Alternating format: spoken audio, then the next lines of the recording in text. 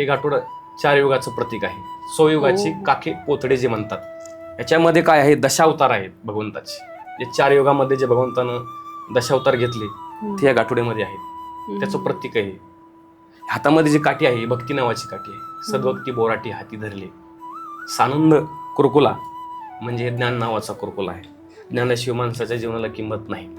जसं ज्ञानाशिवाय किंमत नाही, तसं भक्तीशिवाय ज्ञानाला किंमत नाही. भक्ती प्रेमाविना ज्ञान नको देवा, अभिमान नित्य नवा त्या. म्हणजे ज्ञान नुसतं हातात जर असेल, आपल्याकडे असेल, तर गर्व येतो, अहंकार येतो. स्त्रियांचं कपाळाचं कुंकू मोठं, तेवढं स्त्रियांचा मालकाचं आयुष्य मोठं.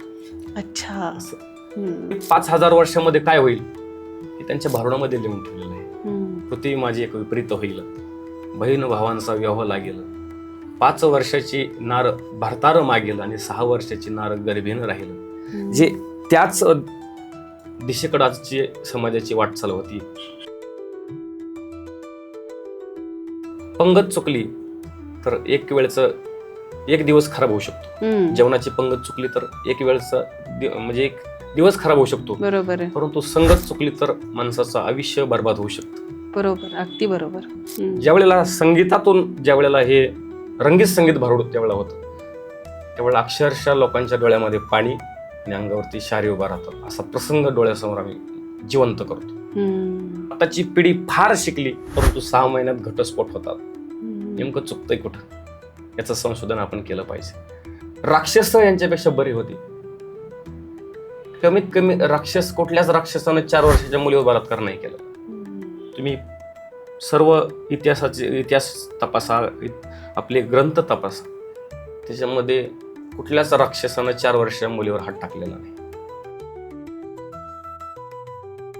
लाडकी बहीण झाली, तिला आरक्षण मिळालं 50%, पण संरक्षण नाही. आरक्षणाबरोबर संरक्षण द्या, कर्म काले और स्टेटस भगवान व्हावे. आजचं कंडिशन अशी आहे. त्यामुळं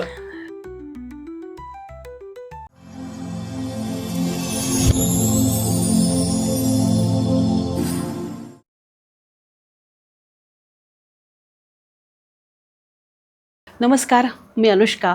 आजच्या पॉडकास्टमध्ये आपल्या सगळ्यांचं खूप मनापासून स्वागत करते. नेहमी वेगवेगळे विषय घेऊन मी तुमच्यासमोर येत असते आणि तुम्ही त्या सगळ्या विषयांना भरभरून प्रतिसाद देता, त्यासाठी मनापासून आभार. आजही खूप वेगळा विषय तुमच्यासमोर आणणार आहे आणि थंबनेलवरून तुम्हाला अंदाज आलाच असेल की समाज प्रबोधनासाठी खूप मोठ्या प्रमाणात पूर्वी ज्यांनी काम केलं तो लोककलेचा प्रकार म्हणजे भारुड. आणि हे भारुड आजही जनमानसात तितकंच लोकप्रिय आहे. एकनाथ महाराजांनी या भारुडाची संकल्पना जनमानसात रुजवली आणि समाज प्रबोधनाचं काम या भारुडांनी तितकंच छानपणे त्याही काळी केलं. तर भारुडाला पुढे नेण्याचं काम आज गोविंदराजे गायकवाड हे तितक्याच तन्मयतेने करतायत. सो आज आपण त्यांच्याशी गप्पा मारणार आहोत भारुड या लोककलेविषयी आणि एकूणातच भारुड काय आहे आणि आजच्या काळातही ते कसं लागू होतं या विषयीची चर्चा करणार आहोत. तर सुरुवात करूयात. नमस्कार, गोविंदराजे गायकवाड आज आपल्यासोबत आहेत आणि आजच्या पॉडकास्टमध्ये आपलं खूप मनापासून स्वागत. एका विशिष्ट वेशभूषेत तुम्ही आला आहात. सो सर्वप्रथम आपल्या प्रेक्षकांना तुमची ओळख करून द्या. धन्यवाद. रामकृष्ण हरी. सर्वप्रथम अनुष्का मॅडम आणि अनुष्का बेंद्रे पॉडकास्ट यूट्यूब चॅनलचं मी मनापासून आभार व्यक्त करतो की ज्यांनी या ठिकाणी मला तुमच्यासमोर मनोगत व्यक्त करण्याची संधी उपलब्ध करून दिली. माझं नाव हरिभक्तपरायण भारुड सम्राट गोविंद महाराज गायकवाड, एक संप्रदायाचा पाईक आहे. माझा जन्मगाव जे आहे ते बीड जिल्ह्यातील केस तालुक्यातील आनंदगाव सारणी हे माझं जन्मगाव आहे. माझं शिक्षण संपूर्ण आळंदीमध्ये झालं. वारकरी संप्रदायाचं शिक्षण मी आळंदीमध्ये घेतलं. जसं कीर्तन असेल, भारुडाचं शिक्षण असेल आळंदीमध्ये केलं आणि बाकीचं जे शालेय शिक्षण असेल पुण्यामध्ये केलं. असा माझा थोडासा काही परिचय आहे. आणि गेल्या 18 वर्षापासून हे समाज प्रबोधनाचं काम मी या जनतेसमोर करत आहे. जवळजवळ 2800 प्रयोग या कार्यक्रमाचे झालेले आहेत. भारुड म्हणजे तसं बघा, एकनाथ महाराजांनी एक विशिष्ट दृष्टिकोन ठेवला होता की भारुड ही जनमानसामध्ये समाज प्रबोधनाचं काम करेल. सो आजच्याही काळामध्ये ते तितकंच लागू होतं का? हो, या उलट जास्त प्रमाणात होते असं मला वाटतं. कारण नाथ महाराजांची जी संकल्पना होती भारुडाची, भारुड का लिहिली असावी नाथ महाराजांनी, हा पण प्रश्न आपल्याला पडतोय. कारण जसं की कीर्तन आहे, प्रवचन आहे, भजन आहे, हे भक्तीचे माध्यम आहेत, भक्तीचे साधन आहेत. तसं भारुड सुद्धा भक्तीचे एक साधन आहे. भारुड माणसाला, कीर्तन ही भक्ती आहे. कीर्तनम श्रवणमयस्य स्मरणम पादसेवनम अर्चनम वंदनम दास्य सख्यम आत्मनिवेदनात, या 9 प्रकारच्या ज्या भक्ती आहेत त्यामध्ये कीर्तन एक भक्ती आहे, भजन एक भक्ती आहे. तसं भारुड, कारण भक्ती कसं करायची हे भारुड शिकवतं आपल्याला. बरोबर. आणि समाज प्रबोधनाचं जर कार्य असेल तर 1 नंबरचं प्राधान्य मी भारुडाला देईल. कारण याच्या भारुडाच्या माध्यमातून समाज प्रबोधन एक चांगल्या प्रकारचं होतं. जनमानसामध्ये चांगले संदेश जातात, जेणेकरून आज आपण बघतोय तरुण पिढी असेल वाईट दिशेनं जात आहे, वाईट संगतीला लागत आहे. संगत कशी करायची, कोणाची करायची, या भारुडाच्या माध्यमातून आम्ही वेगवेगळ्या प्रकारे सांगत असतो, समाजाला चांगला संदेश देत असतो. बरोबर. आता बघा, भारुड हे एकनाथ महाराजांनी जेव्हा त्याची रचना केली तेव्हा त्यांच्या डोक्यात एक विशिष्ट गोष्ट होती की त्यातनं आपण समाजाला आरसा दाखवणं. बरोबर आहे. आणि लोक समोर जो प्रचंड जनसमुदाय बसलेला असतो तो ते भारुड ऐकताना हसत असतो, परंतु त्यांना लक्षात येत नाही की हे सगळं त्यांना दाखवला जाणारा आरसा आहे. तर ह्या सगळ्या गोष्टी तुम्ही त्यांच्यापर्यंत कशा पद्धतीने पोहोचवता? खरं तर भारुड ही कला अशी आहे, भारुड मुळात 2 अंगाचं असतं. ज्याला म्हणजे एक समाजाला विनोदातून समाज प्रबोधन कसं करता येईल, म्हणजे विनोदी आहे. आणि भारुड एक 2 अंगानं असतं. त्याचा अर्थ एक असतो जे माणसं घेत नाहीत. विनोदात सुद्धा काही अर्थ दडलेला असतो, एक मार्मिकपणा असतो. विनोद का द्यायचा असतो, सिद्धांत नेहमी दृष्टांत का द्यायचा असतो, कारण सिद्धांत पटवून देण्याकरता हा दृष्टांत असतो. बरोबर. परंतु अलीकडं माणसं दृष्टांतावर जास्त लक्ष देतात, सिद्धांतावर कमी देतात. तुम्ही जसं की म्हटलं, हे एक आरसा आहे आणि त्या आरसा आपण लोकांना दाखवण्याचं काम करतोय. आणि ते फक्त लोकांनी घेतलं पाहिजे, काय घेतलं पाहिजे याच्यामधून. बरोबर आहे का? कारण चोखा महाराज सांगतात, ऊस ढोंगा परी रस नो हे ढोंगा, काय बोलला अशी वरलिया सोंगा किंवा वरलिया अंगा. आतमध्ये काय आहे हे बघा. जसा ऊस वरून दिसायला टणक असतो, पण आतमध्ये जसा रस असतो, आतमध्ये त्याची साखर असते. तसं लोकांनी काय घेतलं पाहिजे हे महत्त्वाचं आहे. बरोबर आहे. आता एकनाथ महाराजांच्या जेव्हा त्यांनी भारुडाच्या रचना केल्या तेव्हा त्याच्यात त्यांनी विविध पात्र वापरली आणि आजही एका विशिष्ट गेटअपमध्ये तुम्ही आलेले आहात, तर ह्याचंही काहीतरी महत्त्व आहे, ते सांगा. हो, जरूर. आता हे पात्र जे आहे हे वैदिनीचं पात्र आहे, ज्याला बुरगुंडा म्हणतो आपण. बुरगुंडा हे नाथ महाराजांचं भारुड आहे. आणि हे पात्र फार प्रसिद्ध झालं, महाराष्ट्रामध्ये गाजलेलं आहे. आणि लोकांना ह्या गेटअपमध्ये माझं पात्र फार आवडतो. जिथं जाईल तिथं कार्यक्रमाची डिमांड असते. पण काही लोक म्हणतात, महाराज हा गेटअप का, भारुड जर करायचे असतील तर कीर्तनासारखं फेटा बांधून का नाही, साध्या वेशभूषावर का नाही, मग हे लुगडं का घालता, नवारी का घालता? असं मागचं कारण असं की मग अशी सांगितलं की समाज प्रबोधनाचं माध्यम आहे. आणि नाथ महाराजांनी विविध पात्र लिहिली, जसं की नाभिक समाजासाठी जे नावी भारुड लिहिलेलं आहे, माळी भारुड आहे, जोशी भारुड आहे, मुक आहे, आंधळा, पांगळा, बहिरा, हे जसं भारुडाचे प्रकार आहेत तसं वैदिनी भारुड आहे. मग हे नाथ महाराजांनी का लिहिलं असं, आम्ही हे का करतो, ही साडी का घालतो, त्याचं कारण असं आहे, ज्यावेळेला एखादा नाटककार, एखादा लेखक ज्यावेळी नाटक लिहिण्याकरता बसतो त्यावेळी त्याला जर एखादी भूमिका लिहायची असेल, नाटकामध्ये जर ती सादर करायची असेल, तर ती भूमिका एवढ्या डीपमध्ये तो नाटककार लिहितो की ती भूमिका जर एखाद्या स्त्रीची असेल तर त्याला कुठल्या प्रकारचे वेशभूषा असली पाहिजे, त्याची भाषा कशी असली पाहिजे, हे जसं तो डोळ्यासमोर ठेवतो, तसं नाथ महाराजांनी ज्यावेळेला भारुड लिहिले त्यावेळी नाथ महाराजांनी सुद्धा हे डोक्यात ठेवलं असेल की हे जे वैदिनीचं जे भारुड आहे ते कसं असलं पाहिजे. आता हे जे आम्ही गाठोडं घेतो डोक्यावर, तुम्ही पाहिलं असेल, प्रेक्षकांनी पाहिलं असेल, हातामध्ये काठी आहे, हे भाऊला आहे छोटंसं, आणि हे जे केसारी जे आहे, कंगवा आहे, खोळखोळा आहे, याच्यामध्ये जे मणी आहे, माळ आहे, हे काय आहे, कशामुळे हातामध्ये घेते, प्रत्येकाचं कारण आहे. मग असं काहीतरी करायचंय की लोकांना अट्रॅक्ट करायचंय की मला पाहिलं पाहिजे लोकांनी, असा काही उद्देश नाही याच्या पाठीमागचा. हे एक शास्त्रीय कारण आहे याचं की नाथ महाराजांनी हे वैदिनीचे भारुड लिहिलं आणि त्याच्यामध्ये हे जे डोक्यावर जे गाठोड आहे, हे गाठोड 4 युगाचं प्रतीक आहे. 100 युगाची काखे पोथडे जे म्हणतात याच्यामध्ये काय आहे, दशावतार आहेत भगवंताचे. जे 4 युगामध्ये जे भगवंतानं दशावतार घेतले ते या गाठोड्यामध्ये आहेत. त्याचं प्रतीक आहे. हातामध्ये जी काठी आहे ही भक्ती नावाची काठी आहे. सद्भक्ती बोराटी हाती धरले. सानंद कुरकुला म्हणजे ज्ञान नावाचा कुरकुला आहे. ज्ञानाशिवाय माणसाच्या जीवनाला किंमत नाही.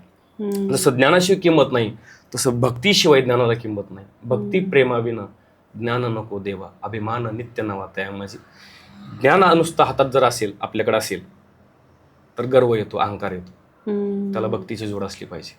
हे भक्ती काय करते, हे भक्ती एक अंकुश आहे.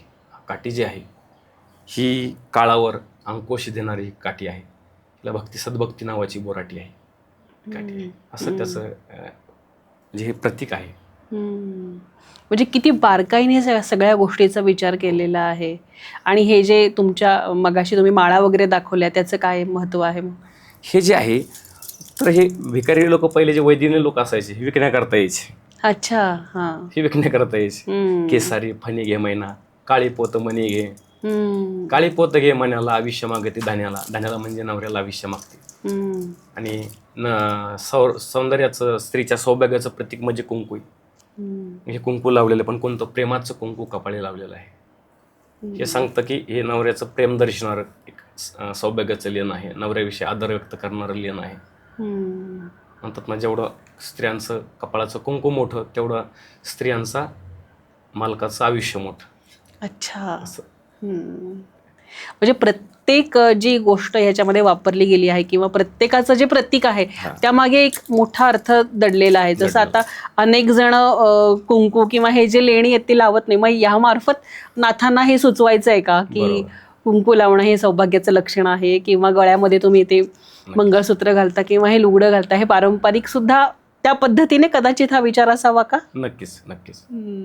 नाथ महाराज हे दूरदृष्टी विचाराचे संत होते आणि ज्यांना भविष्याचं फार मोठं ज्ञान होतं. त्यांच्या भारूड जर आपण अभ्यास केला तर नाथ महाराजांनी पुढे 5000 वर्षामध्ये काय होईल हे त्यांच्या भारुडामध्ये लिहून ठेवलेलं आहे. पृथ्वी माझी एक विपरीत होईल, बहीण भावांचा विवाह लागेल, 5 वर्षाची नार भारतार मागेल आणि 6 वर्षाची नार गर्भीनं राहील. जे त्याच दिशेकडे आजची समाजाची वाटचाल होती. हे संत नाथ महाराजांचं भविष्यवाणी आहे. पुढे काय होईल त्यांनी अगोदर सांगून ठेवलं. तर नाथ महाराजांना माहित होतं पुढे टिकली येणार आहे. आणि त्याचं नावच आहे टिकली. टिकली तर टिकली, नाहीतर हुकली, नाहीतर दिला घटस्फोट, असं नाथ महाराजांचं दिलेलं आहे सगळं. तुम्ही भारूड सादर करताना कुठल्या सामाजिक अंगाचा वापर करता किंवा कुठलं एखादा म्हणतात ना संदेश, तर तुमची काय स्पेशालिटी आहे यामध्ये?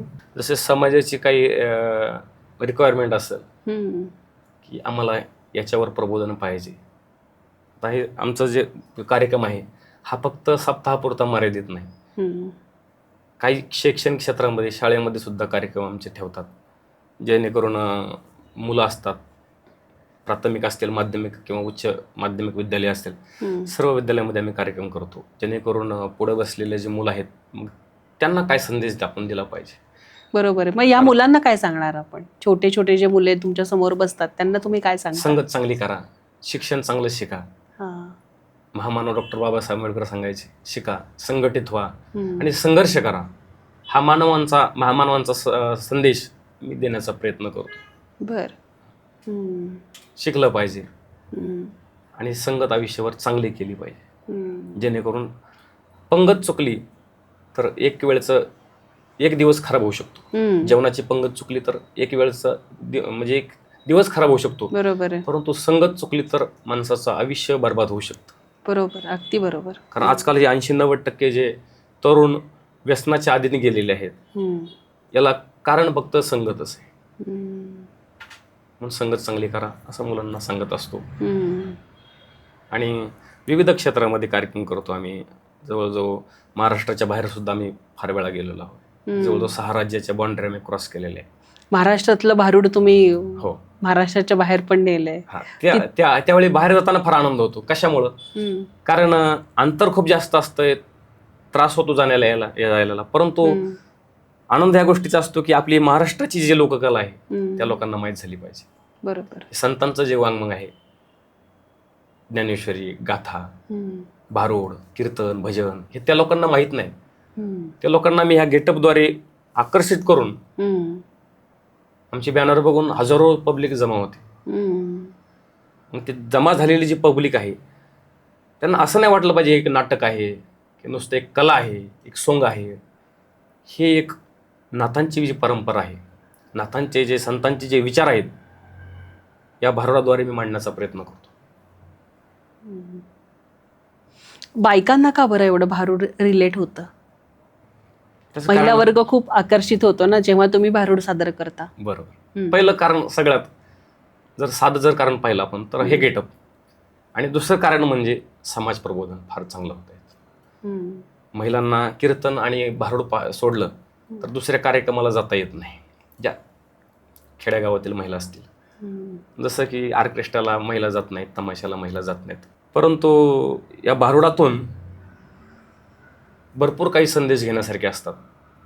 जसं की आम्ही व्यसनावर भरपूर काही बोलत असतो. त्यामुळं कोण्यातरी एका व्यसनी भावाची बहीण माझ्या कार्यक्रमाला आलेली असते. हम्म. आणि तिला हे ज्या वेळेला मी हे संदेश देतो त्यावेळेला त्यांना फार आवडतात. त्यांना सुद्धा वाटतं की माझा भाऊ निर्व्यसनी झाला पाहिजे. आणि ह्या कार्यक्रमातून एखाद्या स्त्रीचा नवरा दारू पित असेल हम्म. तर हे वास्तव मी माझ्या जीवनावर म्हणून मी मांडण्याचा प्रयत्न करतो. आणि माझ्या जीवन ज्यावेळेला मांडतो त्यांना त्यांचं जीवन त्यांना समोर दिसतं. हम्म. त्यामुळं महिलांना हा कार्यक्रमचा पाहावासा वाटतो. बरोबर आहे. तुम्ही ते जे तिथे मांडता ते त्याची अगदी छोटीशी झलक तुम्ही दाखवू शकाल का की कशा पद्धतीने हे होतं?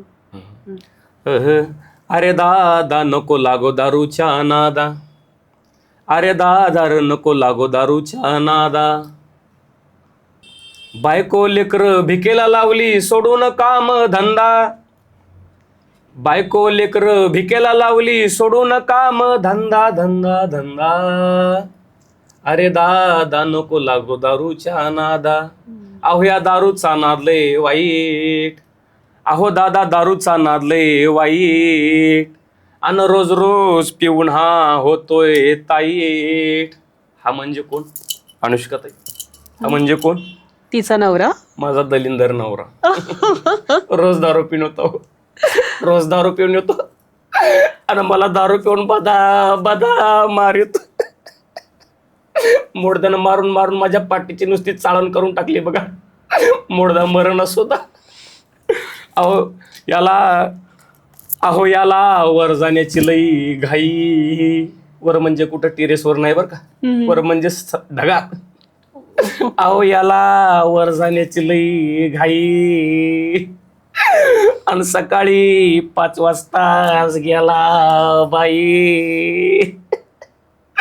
अहो त्याच्या तोंडात बाटली तशीच होती ताई, आणि त्याच्या पिंडाला कावळा शिवला नाही, म्हणून त्याची बायको रडती धाई धाई. मला मुंबईला नेतो म्हणला होता, दादा कोंडकेचा पिक्चर धावतो म्हणला होता, लेकरा बाळांना कपडे घेतो म्हणला, सरस कसं टाकून गेला.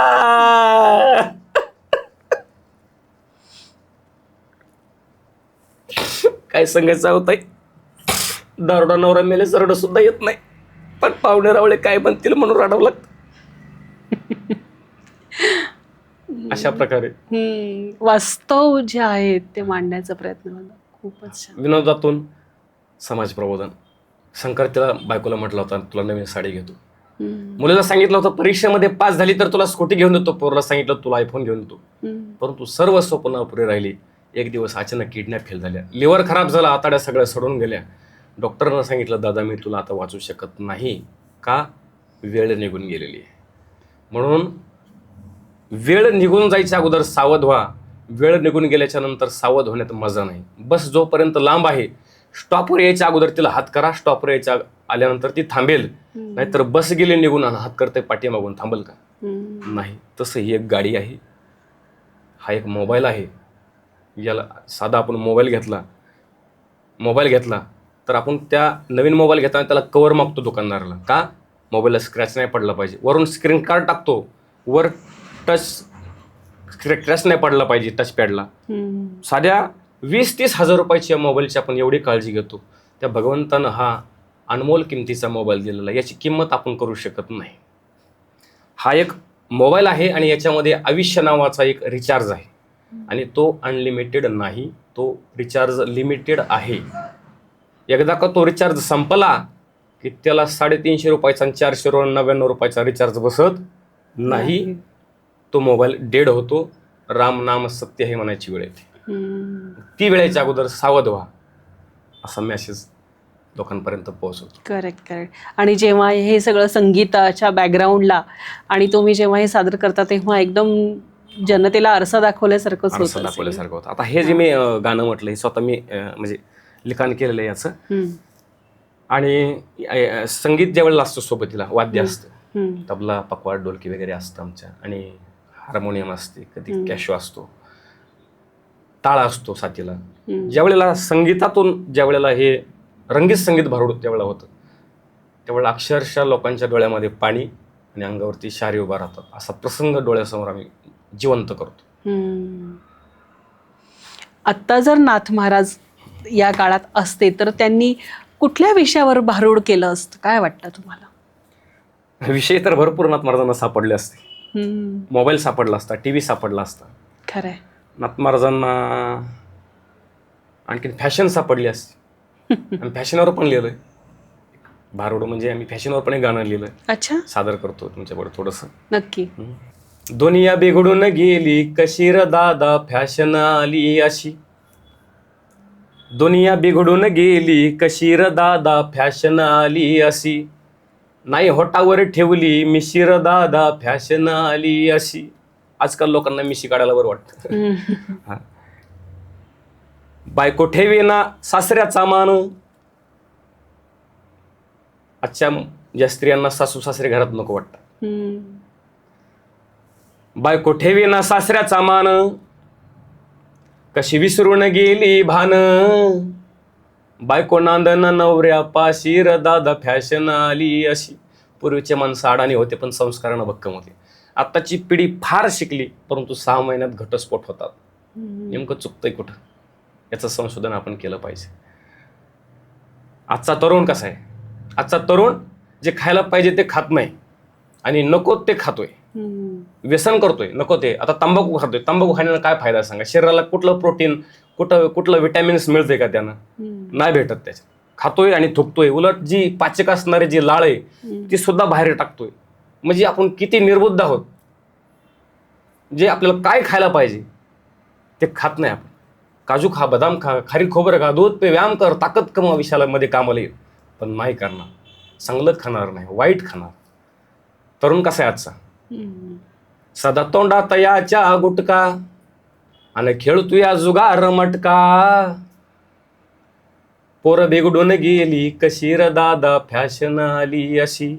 म्हणून हातापायाची झाली या काडी. हातापायाची काडी झाली आजच्या तरुणांच्या. का? कारण खायला चांगलं नाही, चांगलं खाणार नाही. गुटखा खाऊन कुठं तब्येत होत असते का? जिम करतो, जिम बरोबर सिगारेट सुद्धा ओढतो. का उपयोगाच? म्हणून हातापायाची झाली काडी आणि पोट नरसोबाची वाडी. आणि तरी बी पितूया देशी र दादा फॅशन आली अशी. दुनिया बिघडून गेली कशी र दादा फॅशन आली अशी. आता मुलींसाठी आजची मुलगी शिकली, फार प्रगती झाली. तुमच्याकडे बघून मला आनंद वाटला. कारण आजची मुलगी फार शिकली. जे लोकशाहीनं, संविधानानं जे मुलीला अधिकार दिला त्या अधिकाराच्या जोरावर मुलगी शिकली, प्रगती झाली, आनंद झाला. परंतु काही मुली शिकल्या पण तेवढ्या हुकल्या. मुलगी शिकली, प्रगती झाली आणि कॉलेजमधून पळून गेली. म्हणून तिच्या बापाने घेतली फाशी र दादा फॅशन आली अशी. पळून जायची फॅशन आली. जे आईनं 9 महिने 9 दिवस गर्भामध्ये वागवले. एक आई आपल्या मुलाला जन्म देण्याकरता तिच्या सौंदर्याचा त्याग करते, तेवढा एका बालकाचा जन्म होत असतो. हे उपकार आजची पिढी विसरली आहे. म्हणून शाली खालून जोडे मारण्याचा प्रयत्न आहे. करेक्ट. शेवटचं कडवं. या कलियुगाची कथा काय सांगू तुम्हा पुढं व्यथा. शब्द नाही गोविंदा पाशी र दादा फॅशन आली अशी. दुनिया बिघडून गेली कशी र दादा फॅशन आली अशी. बरोबर. खूपच म्हणजे तुम्ही म्हणता तसं की शाल जोडीतले आहेत हे फटके आणि लोक एन्जॉय करतात, परंतु त्यांनी ते मार्मिकतेने ते सगळं समोरून घेतलं पाहिजे, हेही तितकंच महत्त्वाचं आहे. बरोबर. आता अशा अनेक घटनांचं प्रतिबिंब भारुडांमध्ये येतं आणि तुम्ही म्हणतात की भारुडकार हा अपडेटेड असतो, परंतु अशा समाजात अनेक घटना घडतात की ज्याचं प्रतिबिंब भारुडातनं तुम्ही उमटवता का? जसं की आता लव्ह जिहाद आहे किंवा नसरापूरसारख्या क्रूर घटना घडतात, हे पण तुम्ही भारुडातनं मांडता का? आणि मांडत असाल तर कशा पद्धतीने? हो, आम्ही कोणतीही नवीन घटना जर घडली असेल, एकतर घडू नये ह्यासाठी ती घटना मांडतो आम्ही, पुढे घडू नये. सकाळी जरी घटना घडली असेल तर आम्ही संध्याकाळी कार्यक्रमामध्ये ती घटना ऍड करतो, कारण बोललं पाहिजे. कारण आपण बघतो सध्याची कंडिशन अशी आहे, 4 वर्षाच्या मुलीवर बलात्कार होतोय आपल्या देशामध्ये. याच्यापेक्षा दुर्दैवी कुठलीच बाब असू शकत नाही. या मानसिकतेला आपण काय म्हणावं, हे म्हणजे राक्षस यांच्यापेक्षा बरी होती. कमीत कमी राक्षस, कुठल्याच राक्षसानं 4 वर्षाच्या मुलीवर बलात्कार नाही केलेला. तुम्ही सर्व इतिहास तपासा, आपले ग्रंथ तपासा, त्याच्यामध्ये कुठल्याच राक्षसानं 4 वर्षाच्या मुलीवर हात टाकलेला नाही. पण ही आजची जी समाजाची प्रवृत्ती राक्षसापेक्षा फार बेकार झालेली असं पाहायला सापडते. असं होऊ नये याकरता जनजागृती झालीच पाहिजे. याकरता कायदे सुद्धा तेवढे कडक झालेच पाहिजे, जेणेकरून आज मुलींना लाडकी बहीण झाली. आज मुलगी लाडकी बहीण झाली, तिला आरक्षण मिळालं 50%, पण संरक्षण नाही. आरक्षणाबरोबर संरक्षण द्या तिला. कुठलीच आपली आई, कुठलीच बहीण, कुठलीच आपली लेक रस्त्यानं जर चालली तर त्याला कुठल्या प्रकारची भीती नाही वाटली पाहिजे. तुम्ही जो प्रश्न विचारला की आज महिलांचं शोषण होतंय, बरोबर आहे. आणि काही लोकांनी ज्योतिषशास्त्र बदनाम पण केलेलं आहे, आपण बघतोय. पण नाथवारांचा ज्योतिष नावाचा भारुड आहे, जोशी नावाचा भारुड आहे. अच्छा, ते भारुड काय आहे? काय? आलो रायाचा जोशी हो रायका दादानो, मी आलो रायाचा जोशी हो रायका दादानो. नाथ महाराज त्या भारुडातून सांगतात. मी म्हणून नाथ महाराज हे दूरदृष्टी संत होते आणि त्यांना भविष्याचं फार ज्ञान होतं. पण नाथांची जी भविष्यवाणी आहे ती आजचे ज्योतिष भविष्यवाणी करू शकत नाहीत. नाथ महाराज म्हणतात, वासना बायको शेजारीनं, झगडा कुटी दारुण, तिच्या पायी नागवणं घर बुडविशी. नाथ महाराज जेव्हा भविष्य सांगायचे लोकांचे, त्यावेळेला काही ते पोपट घेऊन बसायचे नव्हते. त्यावेळी काही पोटा पाण्यासाठी ते व्यवसाय करत नव्हते. नाथ महाराज सांगायचे, तुम्हाला जर जीवनातून जर कल्याण करायचं असेल तर एक गोष्ट करा, वासना नावाची बायको घराच्या बाहेर काढा. कोणत्या घराच्या बाहेर? 2 मजली 3 मजलीचं नाही, 1 BHK किंवा 2 BHKच्या नाही. हे जे घर आहे, हा जो 1 BHK आहे, याच्या घरामध्ये एक वासना नावाची बायको दडलेली आहे. पहिल्यांदा तिला हाकलून द्या. ती गेल्याशिवाय तुमचा संसार चांगला होणार नाही आणि तुमचा परमार्थ सुद्धा चांगला सफल होणार नाही. पण आजचे ज्योतिषी स्वतःच वासना घेऊन बसल्यात. त्यांनी समाजाला केव्हा हे शिकवायचं? बरोबर आहे की नाही? बरोबर आहे. म्हणून आजच्या मी महिलांना, सर्वच जनतेला एकच आवाहन करील, अंधश्रद्धेला बळी पडू नका. कुठल्याही बाबाच्या पाठीमागं लागून आयुष्याचं वाटोळं करून घेऊ नका. मंदिरामध्ये कोणी जायचं असतं, देवाची भक्ती पूजा कोणी करायची असते, ज्याचा कर्मावर विश्वास नाही. बरोबर आहे की नाही? तुमचा जर हातामध्ये दोरा बांधता, बोटामध्ये ते खडे घालतायत, तुम्ही माणिक पाचोरा वगैरे काय खडे घालतायत, हे कोणी करायचं असतं? ज्याचा कर्मावर विश्वास नाही त्यानं करायचं असतं. ज्याचा कर्मावर विश्वास आहे, ज्याचं कर्म चांगलं आहे, त्याला कुठल्याही प्रकारचा धागा, कुठल्या प्रकारची खड्याची अंगठी घालायची अजिबात गरज नाही. मी तर म्हणतो तो मंदिरात सुद्धा जायची गरज नाही, कारण तो स्वतः एक चालतं फिरतं मंदिर आहे. देह देवाचे मंदिर, आत्मा परमेश्वर, तोच परमेश्वर आहे, त्याला ओळखा. आमचे राष्ट्रसंत तुकडोजी महाराज सुद्धा म्हणतात ना, अरे येड्या, कशाला रिकामा फिरतं, तुझं गावच नाही का तीर्थ. रोज रोज उपवास धरतोस आणि घरी आईबाप उपाशी मारतोस, सांगणं यानं निघतो का जीवनाचा अर्थ. तुझं घरच नाही का तीर्थ? वा. गावाला तीर्थ बनवायला शिका, घराला मंदिर बनवायला शिका. कुठं जायची गरज नाही. कर्म चांगलं करा. कर्म काला तो क्या करेगा ऊपर वाला, काहीच करू शकत नाही. कर्म काले और स्टेटस भगवान वाले, आजचं कंडिशन अशी आहे. त्यामुळं ज्योतिषी नाथ महाराजांचा डोक्यात ठेवा. नाथ महाराजांनी सांगितले वासना सोडू द्या, बाकी काही करायची गरज नाही. बरोबर. लव जिहाद हे का होतात हेच आपण तपासलं पाहिजे. आपण बघतोय आजकाल लव जिहादला एवढ्या आपल्या हिंदू बहिणी बळी पडतात. त्याचं कारण असं आहे की त्याचे कारण त्यांचे आईवडील आहेत, मुलींचे आईवडील. जवळ 80-90% कारण आईवडीलच आहेत. कारण कुठलीच आई, कुठल्याच वडील आपल्या मुलीला आपल्या धर्माचं शिक्षण देत नाही. आपला धर्म काय आहे, देवपूजा काय आहे, देवपूजा का केली पाहिजे. तो टाइमपास नाही, आपला वेळ जीवनातला व्यर्थ घालायचा नाही. ती आपली संस्कृती आहे, आपले देव आहेत.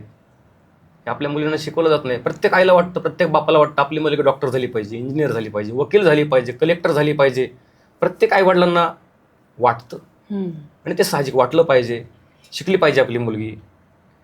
परंतु शिक्षणाबरोबर आपली संस्कृती विसरली नाही पाहिजे. उद्या जर ती एखादी IPS झाली असेल मुलगी, कलेक्टर झाली, तिचा आनंद आपल्याला असला पाहिजे. परंतु ती कलेक्टर झालेली जी मुलगी आहे ती जर एखाद्या लव जिहादला जर बळी पडत असेल तर कुठंतरी आईवडीलच कमी पडलेत तिला शिकवण्याकरता. तिच्या शिक्षणाचा फायदा काय झाला. बरोबर. ती स्वतःला जर न्याय मिळून देऊ शकत नसेल तर ती समाजाला सुद्धा न्याय देऊ शकत नाही. त्यामुळं प्रत्येक मुलीने कराटे शिकले पाहिजे. आजच्या बरोबर ब्युटी पार्लरला जेवढा आपण वेळ देतो तेवढा वेळ आपण जर सेल्फ डिफेन्सला जर दिला, प्रत्येक मुलींनी व्यायाम केला पाहिजे, योगा केला पाहिजे. योगानं काय होतं, जसं व्यायाम हा शरीराचा एक ताकद देतो, तसं योगा प्राणायाम बुद्धीला ताकद देतो.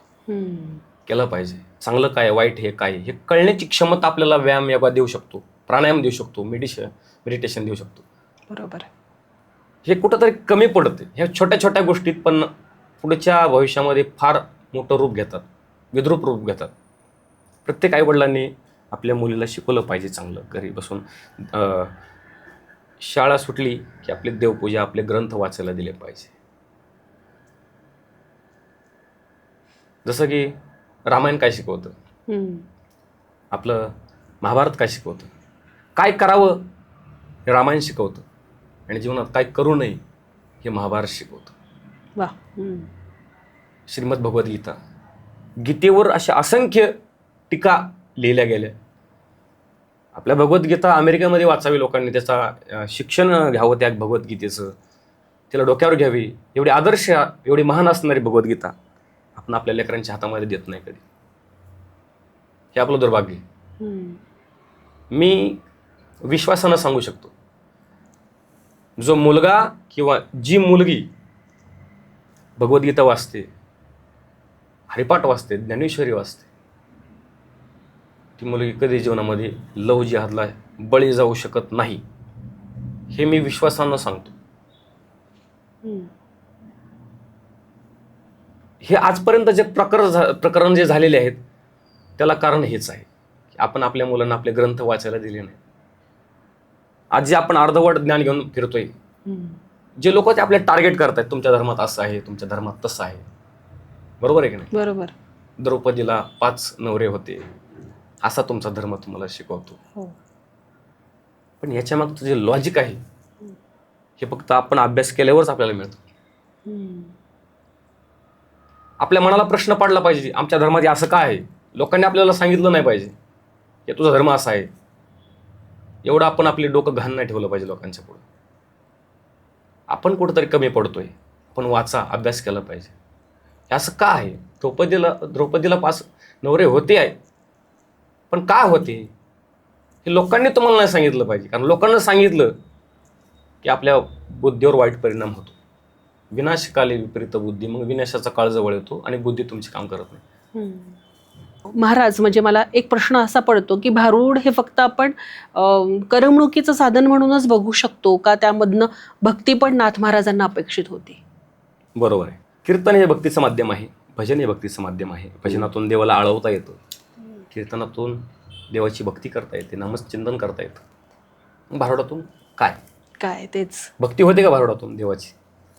त्याचा अर्थ असा आहे, कीर्तन हे भक्तीपर्यंत देवापर्यंत नेण्याचं साधन आहे. परंतु भारुड हे साधन काय आहे? भारुड हे भक्ती कशी करायची हे शिकवतं. म्हणजे आजकाल भक्तीचे 2 प्रकार आहेत. तसे नवविध शास्त्रानं भक्ती सांगितल्या त्या वेगळ्या, पण आज या कलियुगामध्ये 2 प्रकारच्या भक्ती आहेत. एक म्हणजे श्रद्धायुक्त अंतकरणानं केलेली भक्ती, आणि दुसरी आहे जी अंधश्रद्धेनं केलेली भक्ती. आज आपण पाहतोय 2 नंबरची भक्ती फार प्रचलित झाली आपल्याकडं, अंधश्रद्धेची भक्ती. दिशा नाही आपल्या भक्तीला. देव कसा भेटतो? एखादा बाबा आला की लोक त्याचे पाय धुवून पाणी पितात, पण तो त्या पात्रतेचा आहे का नाही हे आपण कधी विचार करत नाही. आपण बाजारामध्ये गेल्याच्या नंतर, मंडईत गेल्याच्या नंतर कोथिंबीरची 5 रुपयाची जोडी विकत घेताना आपण 10 वेळा विचार करतो. त्याला 10 वेळा प्रश्न विचारतो, चांगली का, ताजी का, वास घेऊन बघतो, गावरान आहे का, आपल्यासाठी उपयुक्त आहे काय हे बघतो. करेक्ट. पण एखाद्या जर बोंदूच्या पाठीमागे जात असताना आपण का प्रश्न करत नाही, का त्याचं संशोधन करत नाही, हा माणूस कसा आहे, नक्की आपली भक्ती सफल होणार आहे का? तुमची जर दिशा जर व्यवस्थित नसेल तर तुम्ही तुमच्या ध्येयापर्यंत पोहोचू शकत नाही.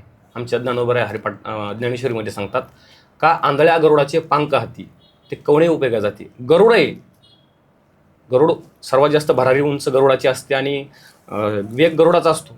पण तो गरुड जर आंधळा असेल तर तो कोणीकडे धावेल, त्याला ध्येयापर्यंत पोहोचू शकत नाही. तसे आजचे तुका म्हणे कैसे आंधळे हे जन, गेले विसरून खऱ्या देवा. खऱ्या देवाला लोक विसरलेत आणि नको तिकडे भरकट चाललेत, नको त्या बाबाच्या मागं, नको त्या देवाच्या मागं चालतायत. आजकाल आपण बघतो, भक्ती कशाला म्हणतो आपण? देवाची भक्ती, उपासना म्हणजे भक्ती आहे, बरोबर आहे. परंतु आज आपण बघतोय कोणातरी देवीला एखादं कोंबडं कापायचं, बकरं कापायचं, नवस करायचं, आम्हाला लेकरू होऊ द्या, ही भक्ती आपली? आपल्याला लेकरू होऊ द्या, आपल्याला बाळ पाहिजे म्हणून आपण दुसऱ्या एका जीवाचा घात करतोय, बळी घेतोय, ही भक्ती नाही. नाथ महाराज भारुडातून टोमणे देतात, काम क्रोध बकरा मारा. मारा बकरा, पण कोणता मारा? काम नावाचा बकरा मारा, क्रोध नावाचा बकरा मारा, अहंकार नावाचा बकरा मारा. तो अहंकार गेल्याशिवाय देव भेटणार नाही तुम्हाला. हे भारूड शिकवते भक्ती कशी केली पाहिजे. मग हे भारूड हे मनोरंजन नाही, नुसतं सोंग नाही, नुसतं एंटरटेन नाही. भारूड हे भक्तीचाच एक अंग आहे. भक्ती कशी केली पाहिजे भारूडातून आपण शिकलं पाहिजे. वा, खूपच छान. या क्षणी मला तो जसं लहानपणापासून ऐकत आले, अग ग विंचू चावला, तर कामक्रोधाचा विंचू चावला, ते अगदी ते आठवतंय तुम्हाला? सांगता येईल थोडंसं? प्लीज सांगा. विंचू जे चावलाय ते कोणता चावलाय? काम नावाचा विंचू चावलाय, क्रोध नावाचा विंचू चावलाय. माणूस ज्या वेळेला रागीट होतो, राग येतो त्याला, त्यावेळेला त्याचा अंगाचा काय होतो? दाह होतो. तसं नाथ महाराज म्हणतात, त्या काम नावाचा विंचू चावल्यामुळं, क्रोध नावाचा विंचू चावल्यामुळं माणूस अधोगतीकडे चाललेला आहे. मग जर हा विंचूचा जर जे उतारा करायचा असेल, पहिले लोक उतारा करायचे ना, विंचू चावले, त्याचा उतारा केल्याशिवाय मग तो दाह शांत होईल. पण कसा उतारा करा? महाराज म्हणतात, सत्वगुणाचा लावा अंगारा. सत्वगुणाचा अंगारा त्याला लावा. मग 3 गुण आहेत, रजतम आणि सत्वगुण. रजतम हे काम क्रोध आहेत, बरोबर. आणि सत्वगुणाचा उतारा जर लावला, आणि सत्वगुण म्हणजे काय? तर भगवंताचं नाम आहे. या नामाचा त्याला उतारा लावा, तो काम नावाचा विंचू, क्रोध नावाचा विंचू उतरून जाईल, असं नाथ महाराज सांगतात. कसलं म्हणजे मला शाळेच्या आठवणींमध्ये घेऊन गेलं आहे की ते जे भारूड होतं की अगं विंचू चावला, आणि त्याची ती सादरीकरणाची पद्धत की बरोबर जनमानसाची पकड घेऊन नाथ महाराजांना जे सांगायचं ते पर्यंत पोहोचलं जायचं, आणि अतिशय उत्तम पद्धतीने हे काम तुम्ही पुढे नेता, याचा विशेष आनंद होतो. या लोककला आता लोप पावत चालल्यात, जसं भारूड म्हणा किंवा अजूनही काही पारंपरिक कला आहेत, या लोप पावत चालल्या. तर ह्याविषयी तुम्हाला काय वाटतं? म्हणजे ह्या ज्या कला आहेत आपल्या, ह्या नुसत्या कला नाही, हा एक आपला अभिजात ठेवा आहे, बरोबर आहे का नाही? जसं की आजकाल मराठी सुद्धा विसरत चाललेत माणसं. बरोबर आहे ना. ते काला येत असं महिना आपण जे म्हणतो, काळ बदलत चाललेला आहे. आपण बदललं पाहिजे. आपण बदललं पाहिजे याचा अर्थ असा नाही की आपण काही विसरलं पाहिजे. बरोबर आहे का. आपण आपल्यामध्ये बदल केला पाहिजे, परंतु आपल्या संस्कृतीला धरूनच बदल केला पाहिजे. आपली संस्कृती सोडली नाही पाहिजे माणसं. आणि मराठी जपसली पाहिजे पहिल्यांदा तर मी हे सांगेल. आणि दुसरी गोष्ट म्हणजे कला असतील, परंपरा असतील, आपल्या काही त्या चांगल्या परंपरा असतील त्या जोपासा. कारण भारुडाचं नावच आहे बहुरूढ. भारुड म्हणजे काय, त्याचा अर्थ खरा आहे बहुरूढ म्हणजे भारुड. जे बहुरूढ आहे ते भारुड आहे, ते विसरलं नाही पाहिजे आपण. आणि बरेच असे काही कला आहेत, जे वाद्य आहेत, तंतुवाद्य आहेत, तालवाद्य आहेत. आता बरेच काही म्युझिक डायरेक्टर आता त्या गाण्यामध्ये वापरतायत, त्याला जिवंतपणा आलाय बऱ्यापैकी. परंतु काही जर आपण लेवलला पाहिलं तर ते वाद्य विसरलंय काय, आणि ती कला काही काही लोप पावत चाललेत आहेत. आता भारुड कला सुद्धा काही तरुण पिढीला माहीत नाही काही लोकांना. आम्ही काही काही गावात जातो ना, आमचे बॅनर पोस्टर वगैरे लावलेले असतात कार्यक्रमाचे. त्यावेळेला भारुड म्हणजे काय हा त्यांना प्रश्न पडतो. मग काही काही लोक फक्त भारुड काय आहे हे पाहण्याकरता फक्त येतात. त्यांना काही दुसरा हेतू नसतो, फक्त काय आहे हे पाहायचं. मग इतका जर विसर आपल्याला पडत चालला असेल तर नक्कीच आपण कुठेतरी काहीतरी विसरतोय. हा विसर पडला नाही पाहिजे. आजच्या तरुण पिढीने त्याच्याकडे भर दिला पाहिजे. तुम्ही शिकवता भारुड? हा, कसं सादर करायचं शिकवतो मी. आहेत काही माझे जे शिष्य आहेत तयार झालेत ते करतात. हा, मंडळी तुम्ही भारुड कधी या आधी ऐकलंय का? या पॉडकास्टच्या निमित्ताने भारुड हा विषय तुमच्यापर्यंत आलाय तर हे आम्हाला नक्की कमेंट करून सांगा. तर तुम्ही शिकवता पण तुम्ही गेली कित्येक वर्ष भारुड करताय.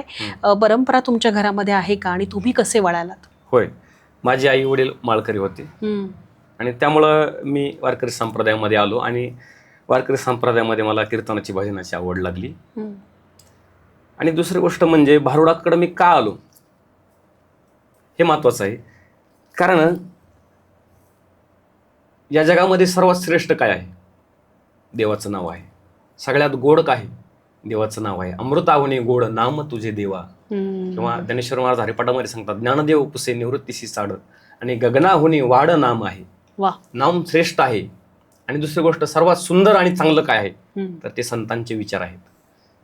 आणि हे दोन्ही जर आपल्या मुखातून जर समाजापर्यंत पोहोचत असतील तर याच्यापेक्षा भाग्य कोणतंच नाही. सगळ्यात मोठं भाग्य हे आहे. नक्कीच. आणि मग हा उद्देश मी डोळ्यासमोर ठेवला आणि मी त्या दिशेने वाटचाल करतोय. वा.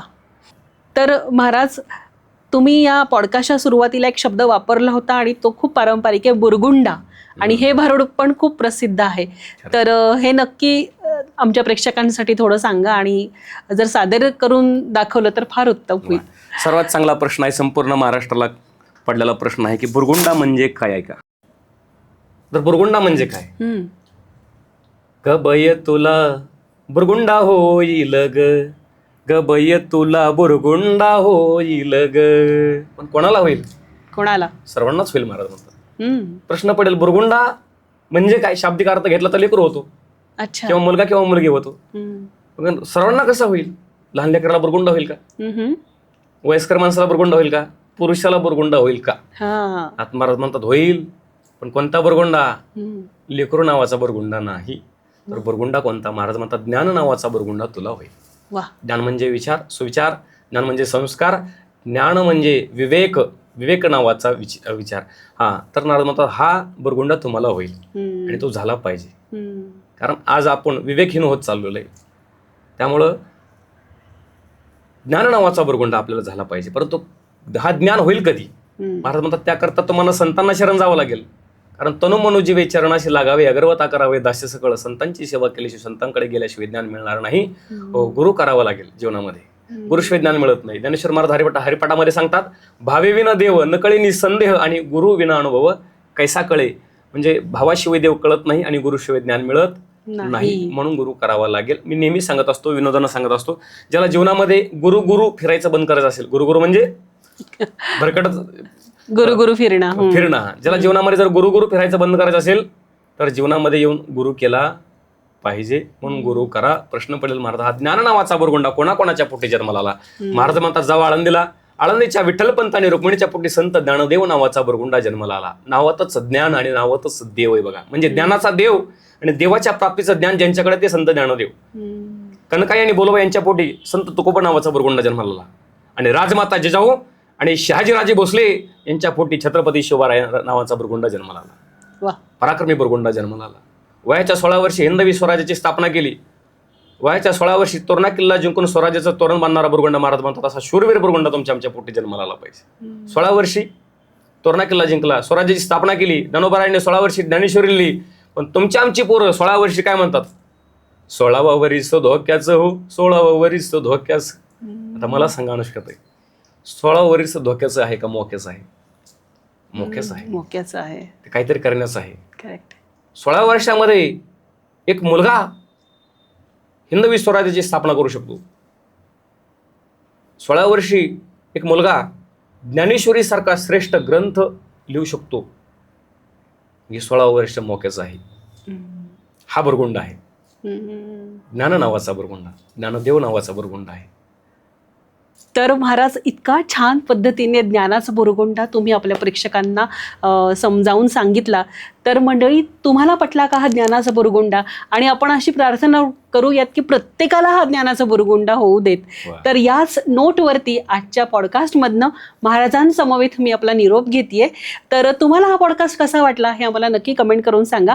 भारुडाविषयी तुमच्या मनात काही प्रश्न असतील तर कमेंट करून सांगा. आणि आजचा हा वेगळा विषय तुम्हाला आवडला का हेही नक्की सांगा. असेच आणखी विषय घेऊन तुम्हाला अनुस्मी चॅनलवरती बघायला आवडेल का याच्या पण कमेंटची मी वाट बघतेय. सो महाराज, आपण वेळ काढून इथे आलात आणि ही भारुडाची परंपरा आपल्या लोकांसाठी सांगितली, त्यासाठी आपले मनापासून आभार. धन्यवाद. धन्यवाद ताई.